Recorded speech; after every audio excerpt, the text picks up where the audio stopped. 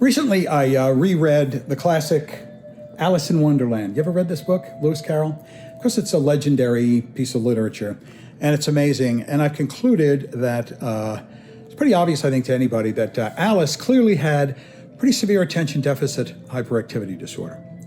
If you think about it, it's not unusual to be fascinated and distracted when you see a rabbit in a white coat wearing a watch fob, run away in front of you. And you might even follow, you probably take out your iPhone and, your phone and take a picture of him.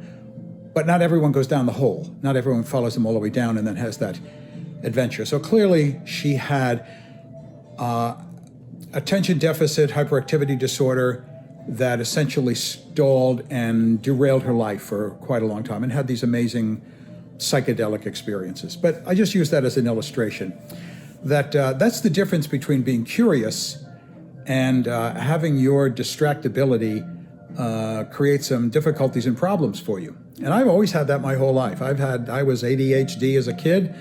I talk about this in my comedy and my presentations that, my mother put me in Montessori school. And, they take anybody and can corral any kid. And a couple of months later, they asked me to leave. I actually got expelled from the Brooklyn Montessori school. That is a credential. That's an ADHD credential.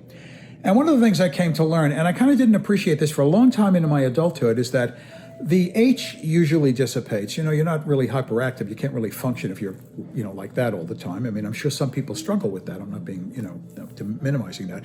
But most of us who have, say, started out with ADHD or ADD, you continue to have ADD for your whole life. It means that you're easily distracted and have a hard time staying on task. It's both debilitating and kind of exciting in a way. I don't really regret that I'm like this. I've had to find ways to manage it and to have a functional life. And for me, it was, getting a bunch of graduate degrees and changing careers, etc., to have a happy life.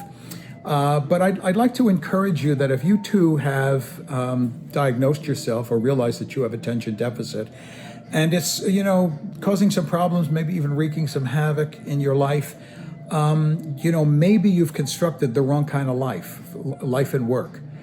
Finding something that will facilitate or give space for your impulsivity is a first step, I think, in corralling some of what happens that causes problems for you, okay?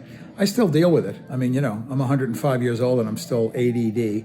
And I have to kind of use some discipline to find activities where it's okay that I change and get distracted, okay? I hope this is helpful. So if you see a rabbit walk, run by, in a suit and a jacket and whatever, and an eyepiece or something, well, take a picture and then tell your friends. Post it on Facebook.